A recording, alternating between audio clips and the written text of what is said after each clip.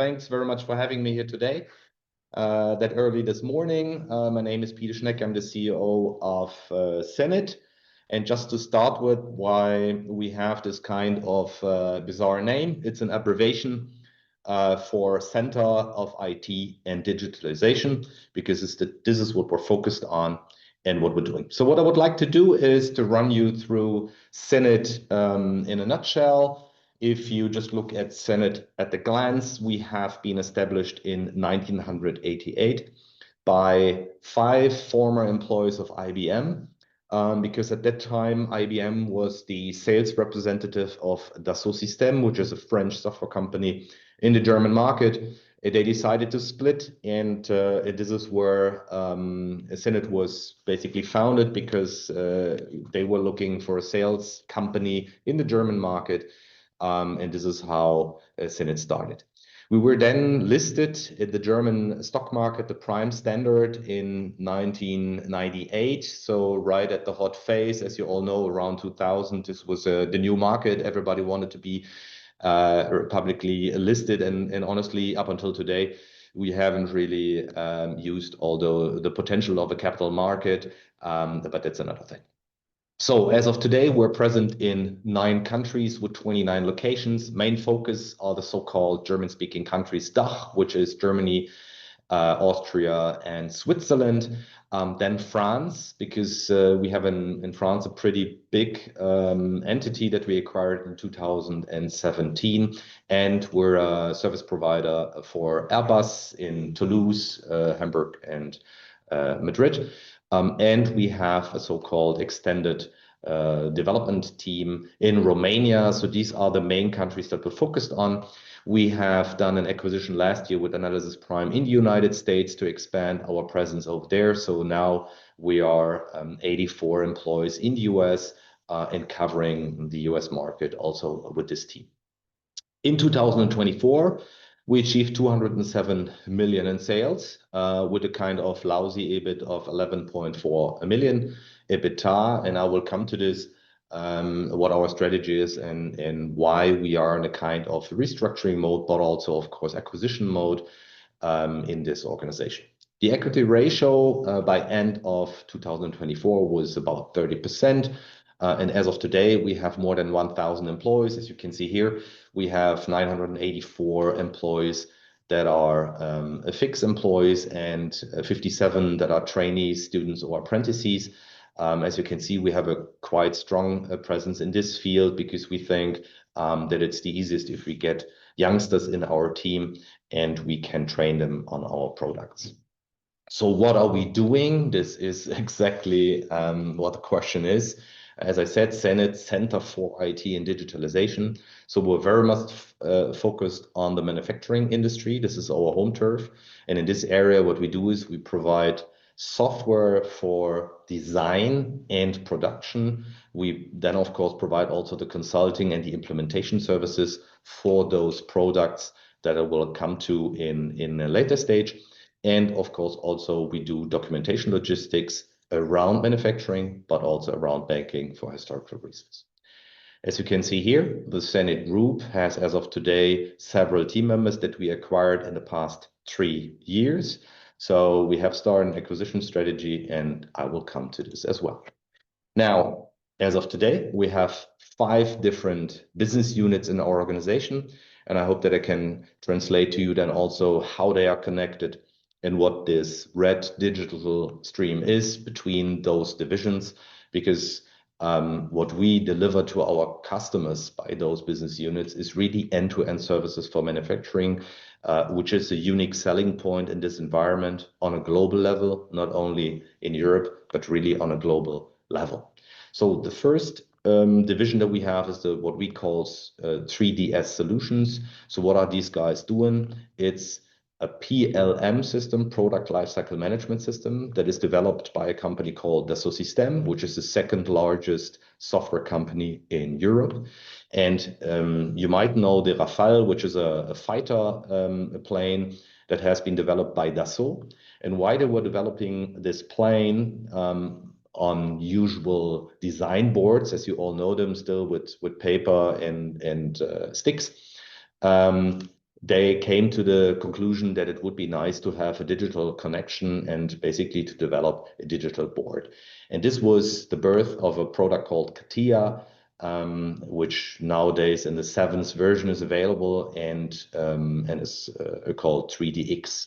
So this is the stream that we're doing at the moment, 110 million euros in a nutshell, in revenue with this team.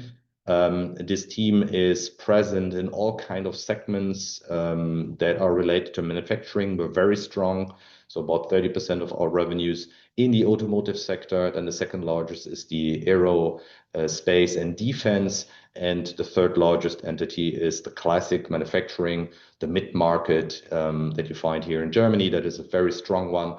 And when we call about mid-market or mid-sized companies, this goes up to companies that have an annual revenue of 5 to 6 billion euros a year.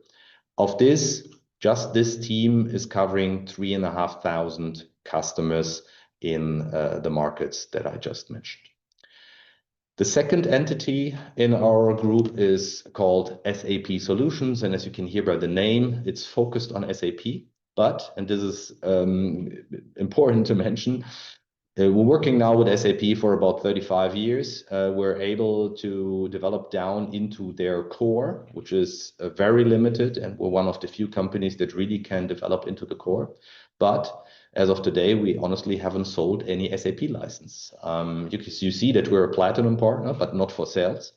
We're a platinum partner because we're connecting with our proprietary software. So 100% proprietary software, the SAP data lake, with the data lake of the 3DS Solutions means of Dassault. Both companies are competitors in certain areas. They have a kind of difficult history, so they don't talk to each other. And we are in a very good strategic position because most of the customers in the manufacturing environment, at least in Europe, they're focused on SAP as an ERP system. And on the other hand, at least 36% worldwide customers are using Dassault System solutions. The main competitor in this area is Siemens, and they just have half of this share. So now you have two data lakes and they're not talking to each other. And by our software, we're connecting them, which is key, because when you're producing a car or a plane or whatever other utility, or it might even be also a sports shoe, so the Adidas, Pumas and whatever of this world are as well as our customers, then of course you have to know whether you have all the parts in your storage, and you have to do all the purchasing and everything in the background related to the production. And this is what we do in this area. So in this area, we're covering at the moment about 1,500 customers that in some cases are of course double customers because they already have a 3DS solution, which means they're already on our customer plate. Then the third division is what we call Digital Factory Solutions. So this is a team that is specialized on offline programming. So what we do is we have a solution to handle, to control, to program industrial robots in the welding area, and of course also in other production areas. So you will see our solutions or the software as a white label solution on Prima, on KUKA, Kawasaki, and other manufacturers of bots. And this solution is again a 100% proprietary solution that we're selling to those companies or also to end customers if they want to program or digital twin their robot cells. And then the fourth division is the Enterprise Information Management Solution. What we're doing here in this area is basically documentation and archiving of documents. So we're using FileNet, which is an IBM product. That's why you also see that we're an IBM Platinum partner. Based on this one, we have our own 100% proprietary solution called Ecclesio, which structures the data, extracts information out of this data, and then we have, meanwhile, also an AI level called Build Simple. This product is used in 42 different use cases by several hundred of customers now. So when we talk about AI, this is not a PowerPoint presentation where we have real use cases where customers are saving money, and this is why they invest in this solution. This solution is more likely coming from the financial area. So in former times, we did a lot of banks and agencies in the financial area where you had to store and to structure data, and then of course also insurances joined.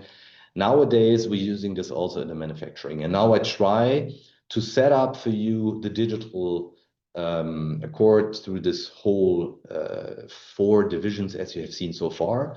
You start designing a product, which you do on our design product 3DS solutions. Then you check in your storage whether you have all the parts and the invoicing and everything is handled. Then you come down to the shop floor and you use in the bots our solution Fast Suite also for digital twinning to see whether you have the best use of your machines. And finally, all the documents, everything that has been developed, including manuals, is structured by our documentation solution in the AEM segment that you see here. And the 5th division, which is the bottom line here called Digital Business Services, this is basically application managed services for all the aforementioned 4 divisions. In reality, at the moment, about 90% of my team and revenues in this segment comes through the automotive sector with Porsche and MAN, but mainly with Airbus, because we're in all their production sites and making sure that they can use the 4 products as you've seen on the upper level in the right manner. So this is an area for us to expand. The bottleneck here is resources, and then of course also quite strong competition because we're a so-called tier 1 supplier for Airbus, where we're fighting with Accenture, Tata, Capgemini. So this is not an easy fight. We're doing all these services with German, French, and Romanian team members.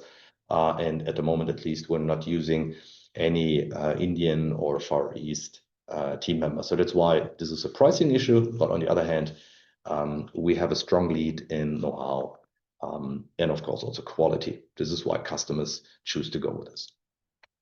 To give you an idea, when we look at the market that we're in, when we just talk about, and this is this first column that you see, 110 million revenues that we did, what is the global market for PLM in the coming next years? And you see that there's quite some potential. We're now in year 2025, that there will be at least another 20 billion in revenues that are distributed here. So we have an 8% CAGR over this period from 23 to 29, and this is exactly the area that we're in. So if today you want to stay in Europe with your production, or you have to for legal, political, whatever reasons, this is the only way how you can increase your efficiency in the product development. You see here, we have this average 19% saving that you can achieve. You can reduce the time to market because it's all digitalized. It gives you already some proposals. When you start to design a plane, it's not a blank sheet. You already have an idea, and the system will ask you, okay, how many passengers do you want to handle? What is the distance and all these kind of things? And you will already have a kind of starting point so that then you can do further developments, which reduces the time to market of new products, new developments, especially in the lifestyle segment. So as I mentioned before, Adidas, Puma, Nike, all those customers, they use this as of today, in many cases even print it immediately from this solution. And then of course also key, especially in the German market now, especially in the automotive sector, you can reduce your production costs by 13%. So there is quite some potential. This is the message that I want to send you for the total market. This is not a view of Cenit. This is an independent view of PwC and others.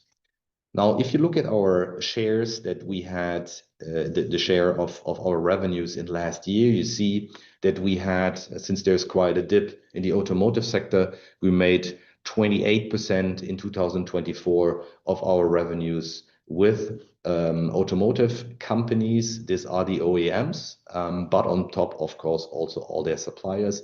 So you have to know that when a BMW or a Volkswagen decides to go with the SO, then this is a decision and one-time sale, of course. But then on top, you have up to 300 to 500 suppliers that have to switch to a new platform so that they can deliver in the right format. So there's always quite potential for us. Then you see 18% in the manufacturing segment, 16% in the aerospace and defense. So these are the three pillars that we're in. And the strategy that we're following now is to move into the upper area, what you see here, this colored area that I extracted a little bit, because these are what I call accidents. So the customers came to us and asked us whether they might use our solutions in their environments.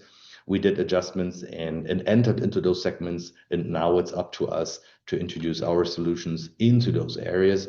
And the latest, and I think very successful move that we did is we moved into the construction area. We have a customer that is keen to introduce the experiences from the automotive and aerospace environment and the automation lessons learned of these segments into the construction segment, where they basically want to develop prepared houses and of course increase the delivery to the market, especially for social houses in the lower segments, and to make this much faster. So also there's quite some future and there's quite a bright way.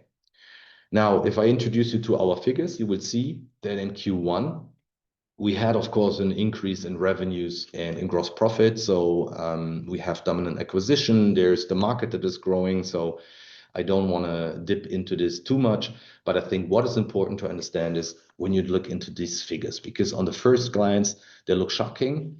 We had a decline in EBITDA, and a massive one, as you can see here, always in the area of 5 million. And also the EBIT dropped, but this was something that we announced already and that we had planned for, because this is a restructuring case.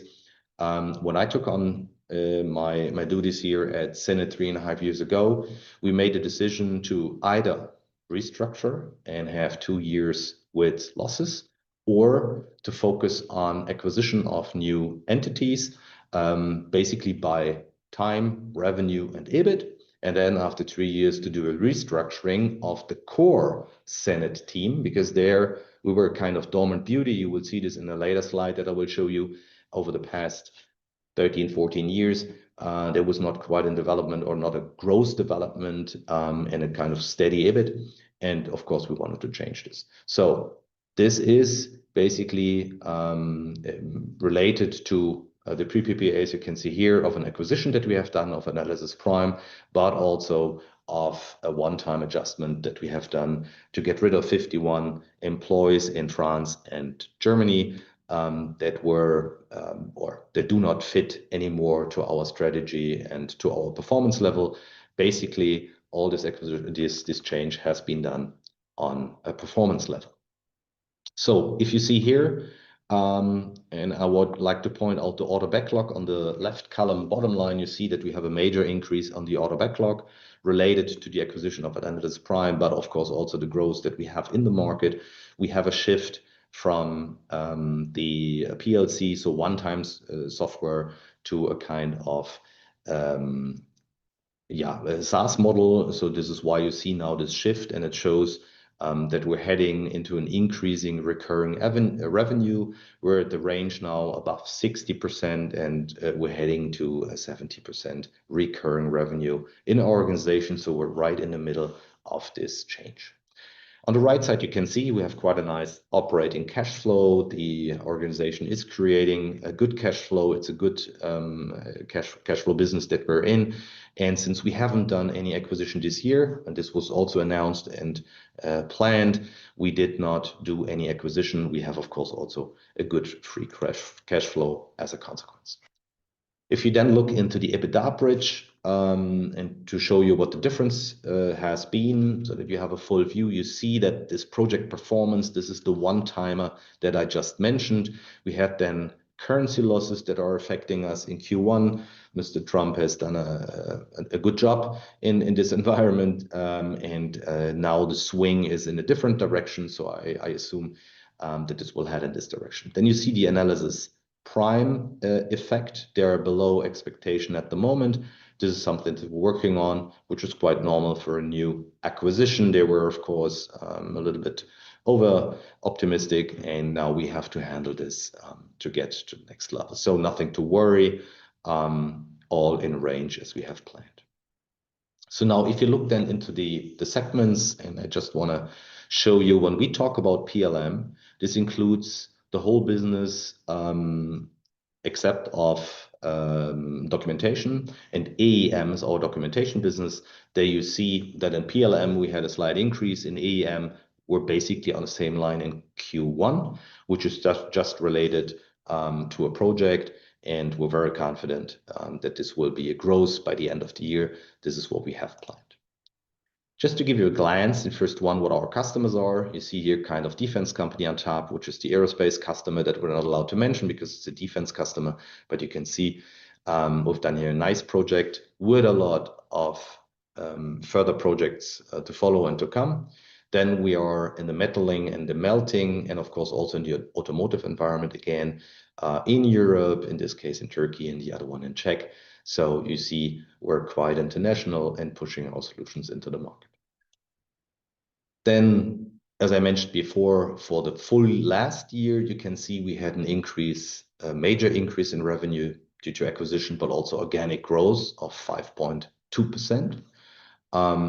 And we had a nice increase in the EBITDA, as you also can see, and of course also in the EBITDA related to the acquisitions. Now, if you look at what I mentioned before, when I joined, since 2011, basically the company was in the right move and was, kind of a sleeping beauty. When I joined in 2021, we were at 143 million.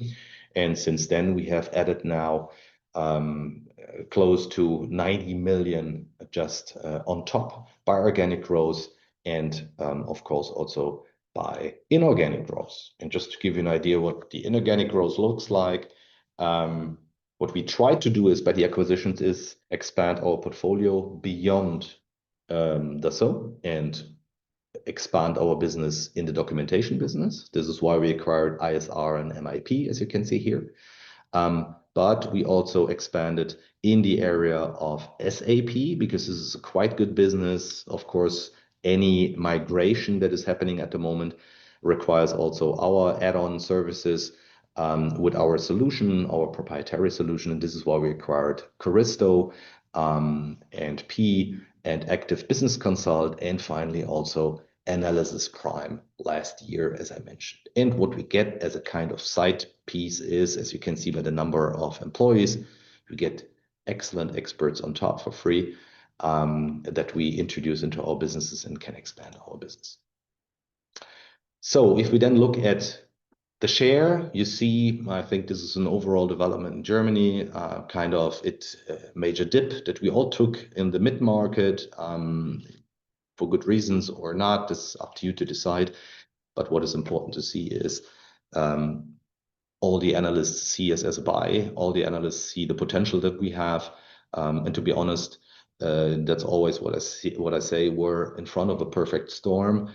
We have a European industry, I must say, and of course, especially the German engine that is slowing down, that has certain difficulties in the automotive sector, in the worldwide economy. And if they want to be back on track, and if they want to stay with the productions in the European market, the only way they can do is by digitalization and automation. And to a surprise of many investors, Germany is far behind in digitalization, and there's quite a gap for us to catch up. And this is exactly the area that we spot on and that we're in. So any mid-market to upper large corporate organization are our customers, and this is what we're targeting for. And as I've shown you before in our presentation, we're very confident that we're going to make this, and that we will make a major move into this direction and increase our revenues, and also have a successful refocusing and restructuring of our organization. If you look at the shareholder structure, the only comment that I would like to do on this one here is you see a major free float of 65%. One of the reasons why our share price went down is that one of our shareholders with 8.08% was MainFirst, that for different reasons had to shut down the funds and basically sold them within 4 months. So that's why our share price took a major hit in the last year, came down from 12 euros to, in worst case scenario, even 7 euros. But now we're back on track. We have 8.3 million shares, so with 10% are in the market. This is, of course, a major dip and pressure for our organization. Prime Pulse is a German private equity company that is holding 28%, as you can see here. These are the former, these are the former owners of Cancom that are behind this one. So that's it in a nutshell. And now I would leave it up for questions. Up to you. I think I had 30 minutes, so I should be in time. Yes, excellent timing, and thank you so much.